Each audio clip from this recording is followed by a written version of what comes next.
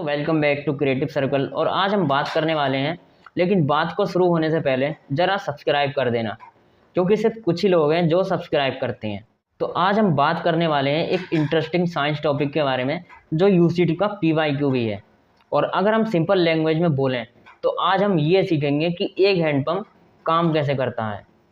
तो ये जो स्क्रीन पर आप ABCD 4 हैंडपम्प्स को देख रहे हैं, तो इनमें सवाल ये है कि कौन से ऑप्शंस करेक्टली बता रहे हैं कि एक हैंडपम्प कैसे काम करता है।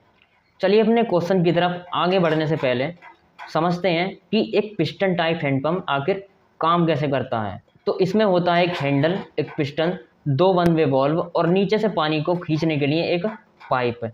वैसे तो कंपोनेंट्स और भी होते हैं, पर यही क्वेश्चन में दिए गए हैं और इम्पोर्टेंट भी यही हैं। तो जब हम हैंडल को ऊपर खींचते हैं तो उसके साथ पिस्टन नीचे को जाता है और पानी को वो ऊपर की तरफ पुश करता है। पर जब हम हैंडल नीचे ले जाते हैं तो पिस्टन ऊपर जाता है और पानी नीचे से ऊपर को बाहर की तरफ को वो फेंक देता है। अब यहाँ समझने वाली इम्पोर्टेंट बात ये है कि जब पिस्टन नीचे जाता है तो उसका वाल्व ऊपर की तरफ को खुलता है, और जब पिस्टन ऊपर आता है तो वही वाल्व बंद हो जाता है। और सेम ऐसे ही एक वाल्व हैंडपम्प के बॉटम में भी लगा होता है, पर वो वाला वाल्व पिस्टन वाले वाल्व से अपोजिट काम करता है।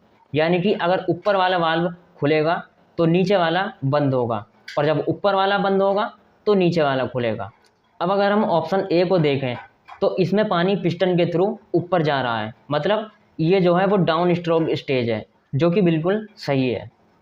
और फिर ऑप्शन बी में हमें ये दिख रहा है कि पानी जो है वो नीचे से चैम्बर में आ रहा है, यानी कि ये अप स्ट्रोक स्टेज है। तो ये वाला आंसर भी हमारा सही है। अब अगर हम थर्ड ऑप्शन में देखें तो इसमें पिस्टन ऊपर तो जा रहा है, लेकिन नीचे वाला वाल्व, इसका मतलब ये वाला जो ऑप्शन है ये गलत है। और वहीं अगर हम लास्ट वाले ऑप्शन में देखें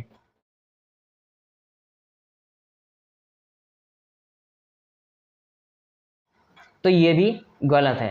तो दोस्तों हमें अपने सभी करेक्ट आंसर्स आसानी से मिल गए, क्योंकि हमने शुरू में ही ये सीख लिया कि एक हैंडपम्प कैसे काम करता है, और इस कंसेप्ट को हमने समझ भी लिया। तो दोस्तों अगर आपको ये एक्सप्लेनेशन पसंद आई हो तो लाइक करो, सब्सक्राइब करो और ज्वाइन करना तो बिल्कुल भी मत भूलना। और आप अपनी एग्ज़ाम रिलेटेड प्रॉब्लम्स मुझे मैसेज या कॉल करके पूछ भी सकते हो।